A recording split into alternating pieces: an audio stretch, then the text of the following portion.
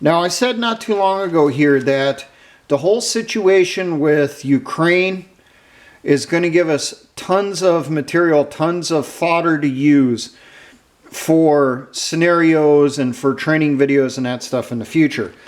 Well, I got a little scenario video here for you. We had here for at least a week, as it was christened, the 40-mile convoy was stopped north of Kiev. What would you have done, or could you have done, if you were in that situation? What if you are part of the resistance that's trying to hold off an invader, trying to inflict damage on them to keep them from advancing further for whatever reason, you know, to conduct clearance operations in your area, or they're pushing through to assault your capital? What could you do? And while you're thinking this through, think of it as to how if you're in a militia, how could your unit handle it right now with what you realistically have available to you? Or if you're part of a survival group or local defense group, how could you guys handle this situation if you come across it? Maybe they do not know you're there. So are you going to engage, or are you going to stay hidden? Think these things through.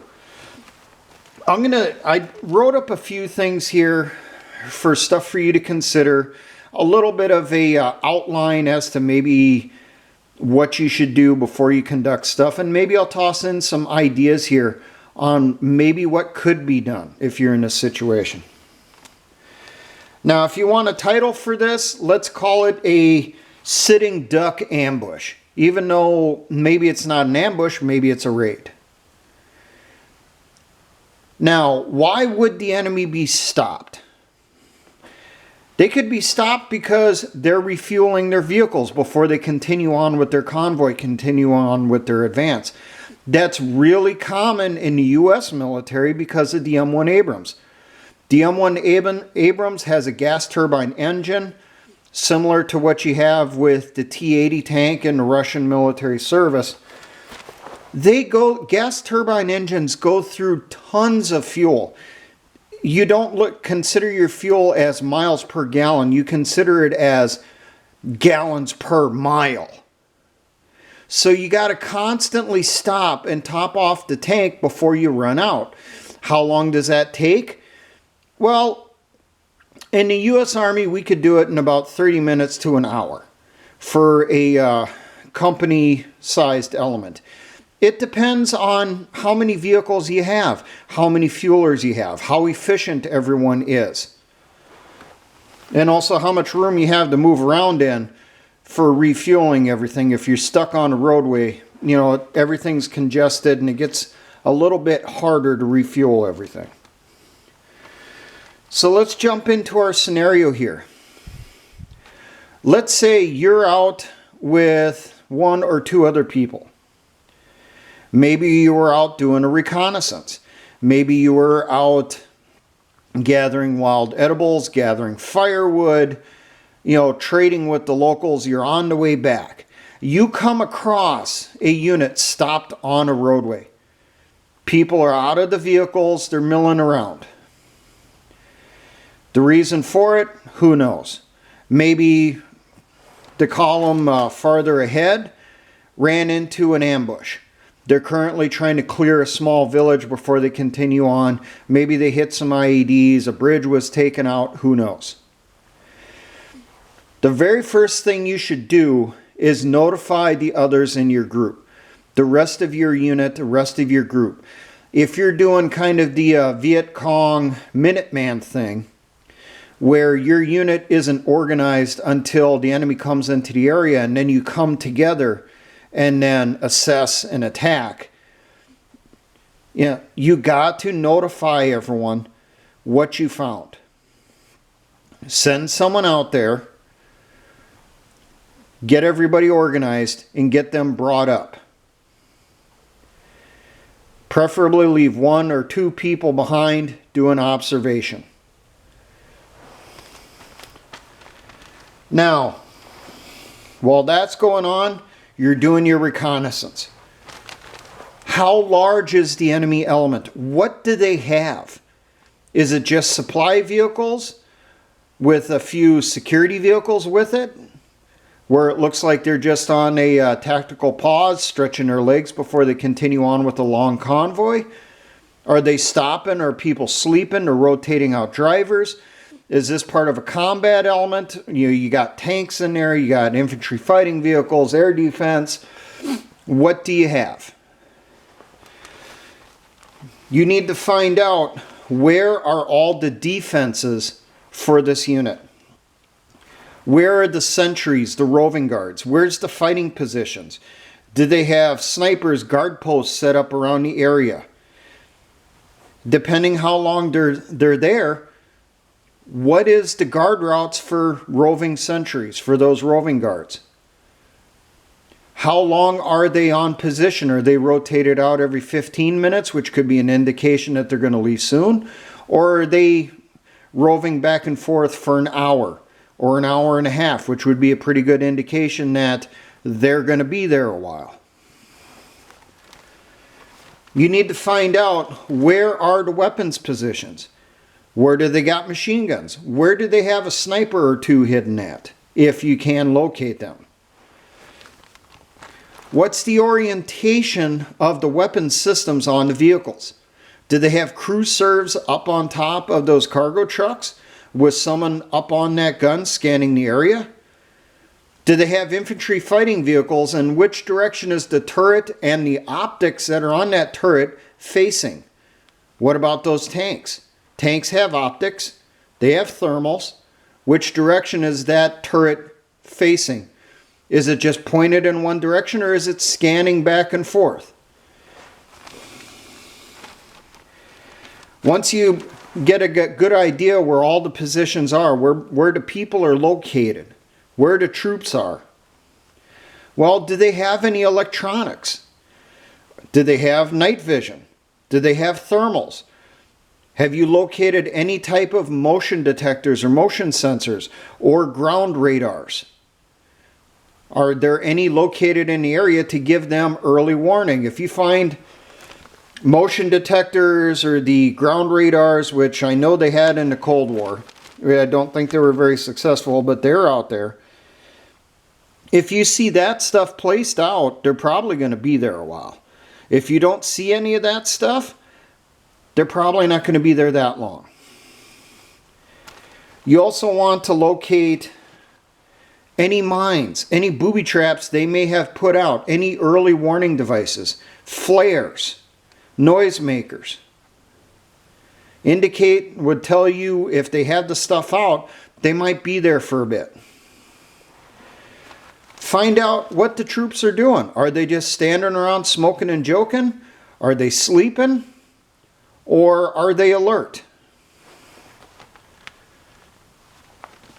Now, once you get all that information and the unit or the group has got up there, you've passed it on, all the info. That's when you need to start planning. You got to figure out when's the best time to hit. If they're going to be leaving soon, well, you can't wait. You got to come up with a quick plan, disseminate amongst everyone, go in, do it, and move. You have to prioritize your targets. What do you want to hit? With that 40-mile convoy going to Kiev, the number one target to hit with them would have been the fuel trucks. Take them out. Take out the ammunition trucks also. I wouldn't worry too much about the tanks, the infantry fighting vehicles, the anti-aircraft. You want to take out the logistics, those supply trucks, because you take that out, you're going to slow up your enemy even further. You're going to degrade their combat capabilities. So you got to prioritize.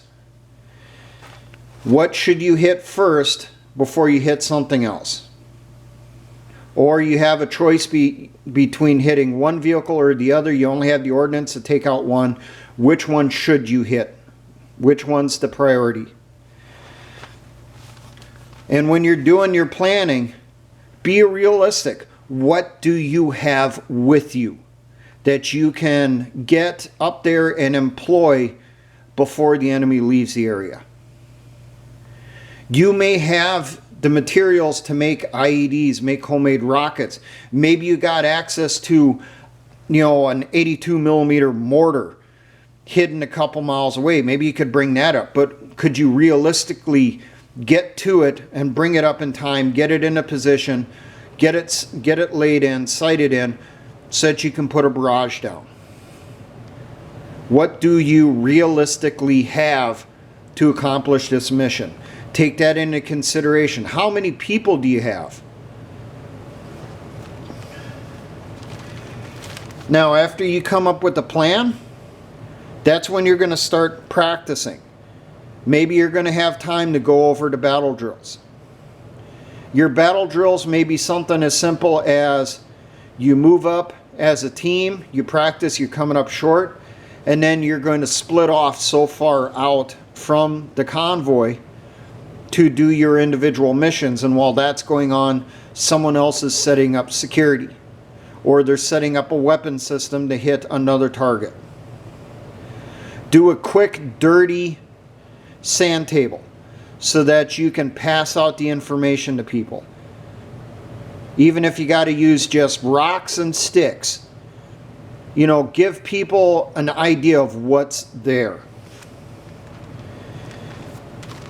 After you got some basic practice down, people have an idea what's going on. You still have eyes on that convoy, that element that's inside your ambush.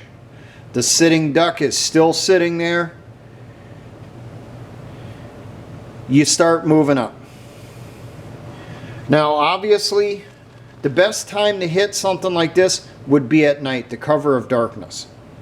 Especially if your enemy does not have sufficient night vision equipment, or they look damn tired. So then the people that are on guard duty, they're tired also. They may be standing there, maybe walking back and forth, but they may essentially be a zombie. They're not really paying attention to what's going on because they're tired. While everyone else is racked out wherever they can, they're sleeping. Now, if you attack at night, you want to attack when there's low moon or little or no moon. So a new moon night is obviously the best, but you can't really coordinate, plan for that. You got to go with what you got. If it's a full moon or it's nearly full, maybe you don't want to mix it up with them inside the convoy. Maybe you want to do more of a standoff. Now, we'll go into some ideas here. We go through, we locate everything. We find, a few positions set up, maybe a few ambushes, unlikely infiltration routes. We see there's positions set up that gives them an advantage for overlook on the area and allows them to better place their fires on anyone who could be approaching. Try to locate where snipers could be hidden, because they could be farther out. How far out could the security be from a convoy? Realistically, it's going to be within 100 meters. It depends on the terrain. You don't want them too far away, but you don't want them so close that the enemy can get within their weapons range without you knowing about it. Most security that we did when we did our tactical halts, we maybe pushed 25, maybe 50 meters out into the woods and stopped there. Then we just got down on the ground, put in, just a hasty. Maybe we didn't dig a foxhole, but we got in position. We deployed our weapons for the possibility of holding off an attack. So we located where everyone's at. So then we got to figure out, well, what's going to be our best concealed route for getting in there? How many people sentries are we going to come across? How many guards? Will we have to eliminate those guards right away? Or can we get into position, fire off our ordnance, and get out? During the daytime, you're probably not going to want to get up into the convoy. You're probably going to want to do a standoff. Fuel trucks are not immune to machine gun fire. Rake it from on the side with a machine gun. You don't have that? Put some holes through the tank with a scoped rifle. You want larger caliber to make sure that you puncture the steel on the tanks, but the steel on those tanks is not bulletproof. Okay, it may be a little bit thicker than a normal civilian fuel truck, but not by much. They rupture pretty easily.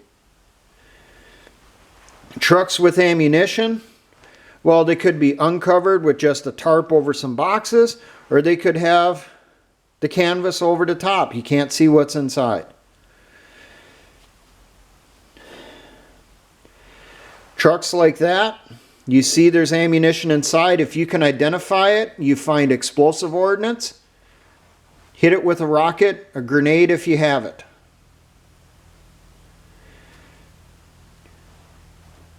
Hit it with what ordnance you have.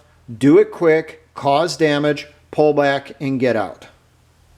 Regroup, reposition, maybe hit the convoy in another location depending on how big the convoy is. Try to avoid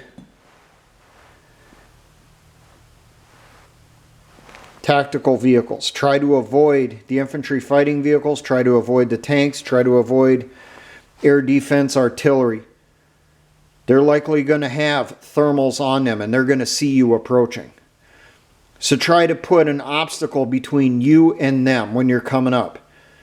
And try to approach a vehicle that doesn't have a turret turned in your direction.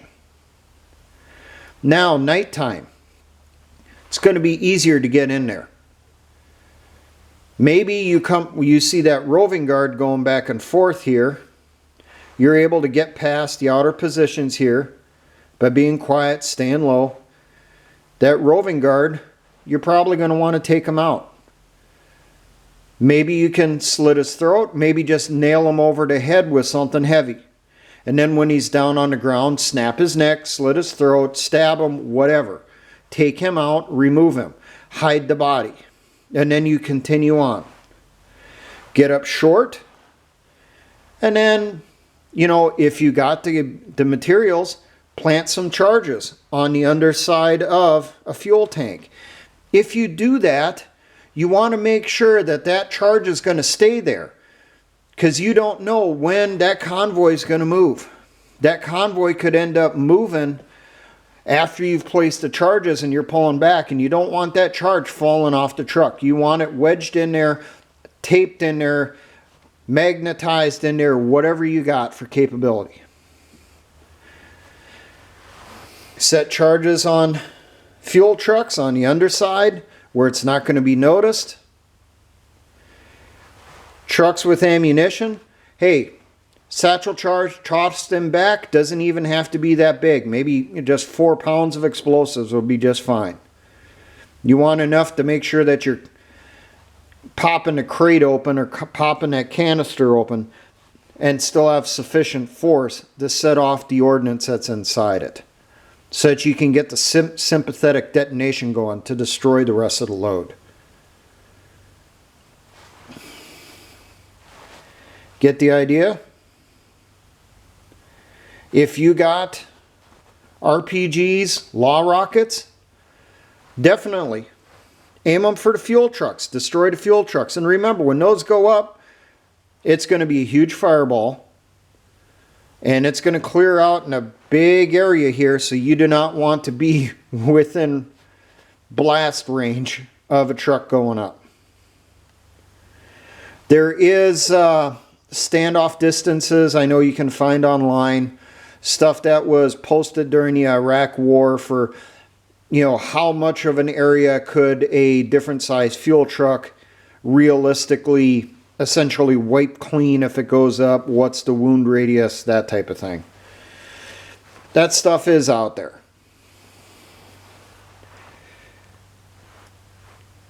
And if you're going to fire rockets at a truck with ammunition, Well, you're better off firing it at explosive ordnance like artillery rounds, which typically come in long tubes or long slender boxes, than you are the big boxes filled with machine gun ammo.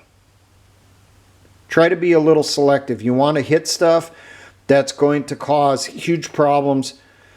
You know, rockets going off, coming out of the back of the truck, flying everywhere, that maybe it'll set off an explosion in another vehicle. So let's throw in here a little scenario for you. Maybe if you're not in any type of group or unit. Okay, let's say you are part of a resistance cell. You have only 5 people that you have that's in that immediate area, because you don't know when this convoy is going to take off. You were out there alone. You found the convoy. You got some basic information. The other 4 people, they're still back at your camp. If you wait, you know, you can get another 7 people that are going to show up. But they're not going to show up for, say, 4 hours because they're out doing another mission.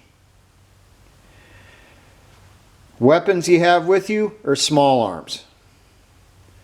You've captured only 2 light anti-tank weapons, law rockets essentially.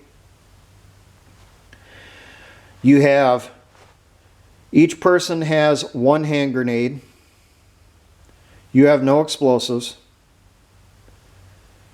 The only machine gun that you have with you is a squad automatic weapon, and you only have 2 boxes of ammo, 2 drums of ammo for it.